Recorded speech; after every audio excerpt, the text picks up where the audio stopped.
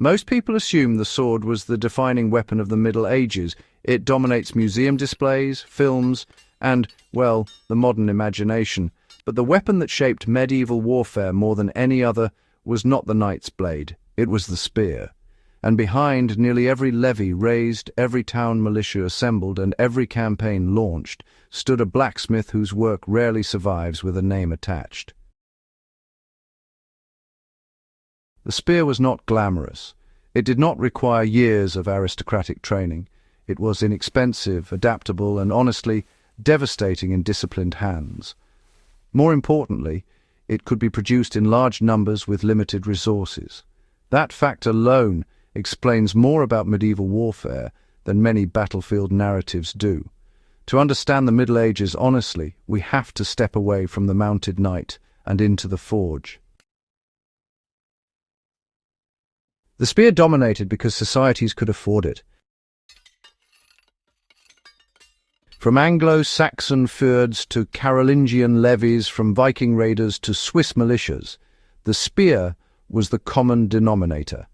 It required a relatively small amount of iron compared to a sword. A spearhead might weigh a few hundred grams.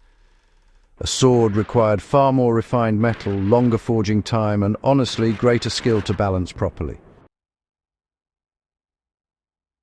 So iron in the medieval world was not abundant in finished form. Ore had to be mined, charcoal produced in vast quantities, and bloomery furnaces tended carefully. Each stage consumed labour and fuel.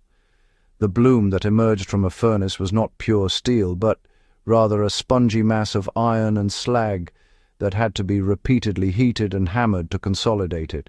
Every strike of the hammer represented energy already spent in forests cut down for charcoal. A spearhead, by contrast, made efficient use of material.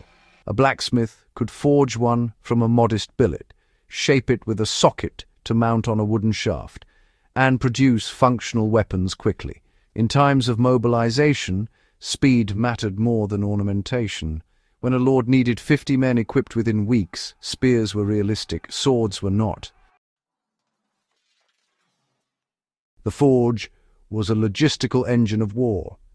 Medieval warfare was seasonal and constrained by harvest cycles, but preparation was constant. A village smith did more than shoe horses and mend ploughs. He maintained the material readiness of the community. In times of tension, that meant producing spearheads, repairing damaged ones, and ensuring that iron stocks were not wasted. Most blacksmiths worked with bloomery iron until the widespread adoption of blast furnaces in later centuries. This iron was, well, heterogeneous. Some sections contained higher carbon content approaching steel, while others were softer wrought iron. A competent smith really understood how to sort and manipulate these variations. Edges might be steeled by forge welding a strip of higher carbon steel onto a softer iron body.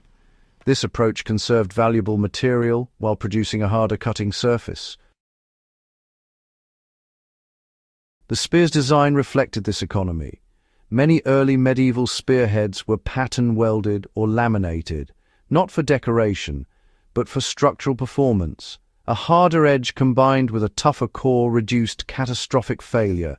The socket allowed damaged heads to be replaced without discarding the shaft entirely. Maintenance was, built into the design.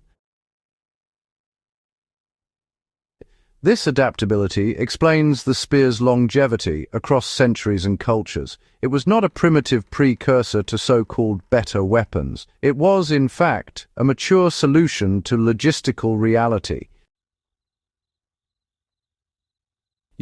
Infantry discipline, not individual heroics, made the spear decisive.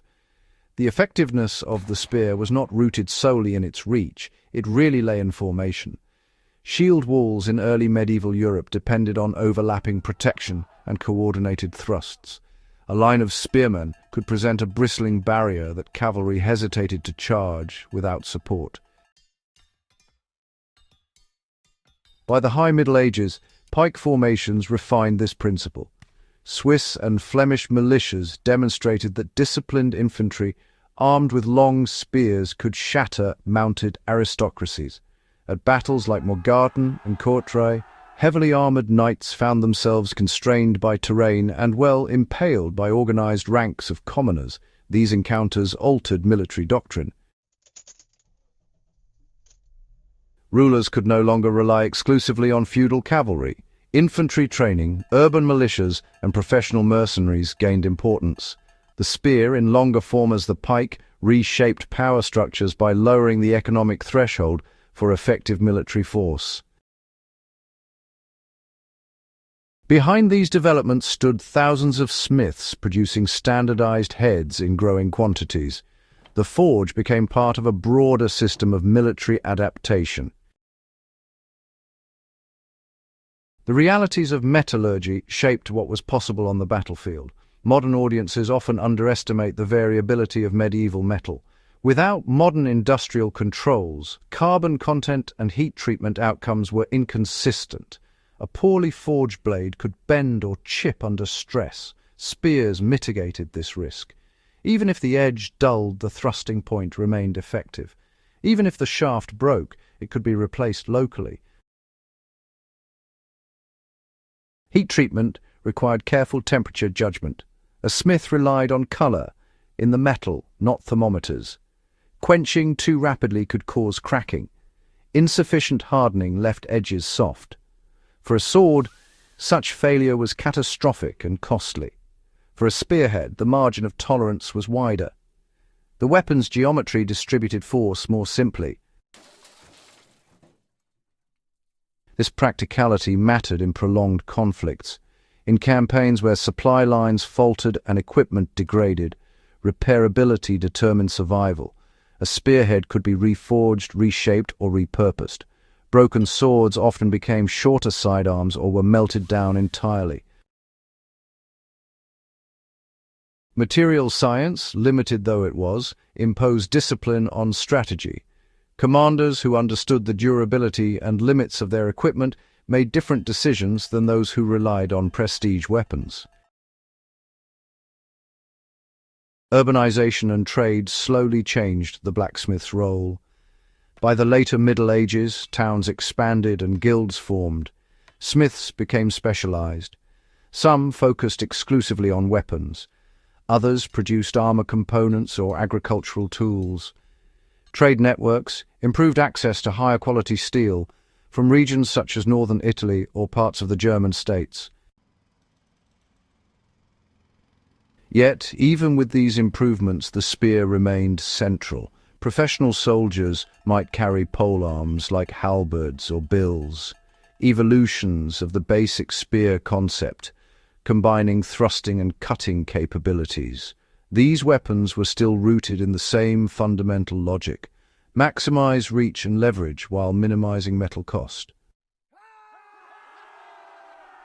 In siege warfare, spears and polearms proved indispensable in close quarters. Narrow streets, breach points, and gatehouses favored thrusting weapons that could be maneuvered in tight formations. Swords played a role, but often as secondary arms. The blacksmith's work thus extended beyond production into adaptation. As armor improved, spearheads evolved with reinforced tips and stronger sockets. As plate armor spread, polearms incorporated hooks and spikes to exploit gaps.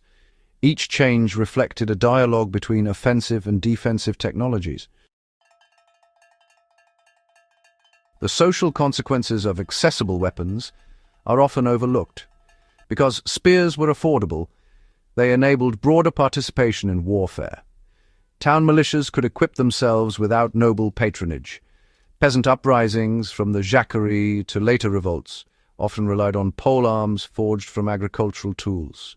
The line between farm implement and weapon was, honestly, quite thin. This accessibility unsettled traditional hierarchies. When common infantry proved capable of defeating mounted elites, political leverage shifted. States increasingly centralized control over arms production and militia organization. The rise of standing armies in the early modern period grew partly from these medieval lessons. Weapon production, once dispersed among village smiths, gradually concentrated in urban centers. Standardization increased. The forge became not only a craft workshop, but a component of state capacity. The lessons of the forge extend beyond medieval battlefields. Survival-minded observers often focus on tactics or terrain. Yet the deeper lesson really lies in production capacity and material efficiency. The spear endured because it balanced effectiveness with sustainability. It did not demand rare materials or extreme specialization. It could be maintained locally, and importantly, it scaled. Throughout history, the most influential technologies are rarely the most ornate. They are, more often than not, the ones societies can produce in volume without collapsing their resource base. The medieval spear, well, it really embodies that principle.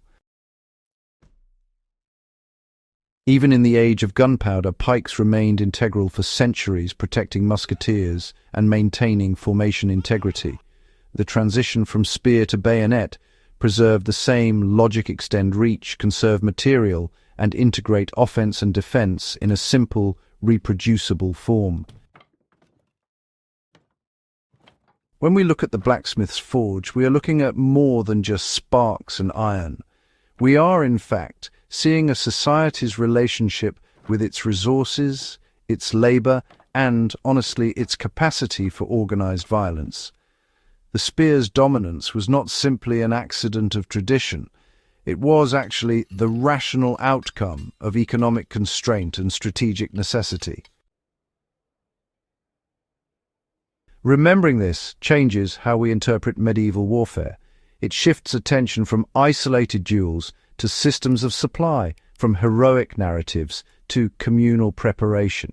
It reminds us that endurance in conflict depends less on exceptional individuals and more on sustainable structures. The next time the medieval period is reduced to shining swords and mounted charges, it is worth recalling the quieter reality. In workshops across Europe, anonymous smiths forged the points that armed generations. Their work determined who could fight, how long they could fight, and under what conditions they might prevail. Understanding that material foundation deepens our grasp of history's turning points. It reveals how technology, economics, and discipline intersected long before industrialization formalized those relationships, and it underscores a truth that remains relevant. The tools a society can reliably produce often shape its destiny more than the legends it tells about them. If you value this kind of grounded, in-depth historical analysis, subscribe to Iron Age Instincts and share this video with others who take history seriously.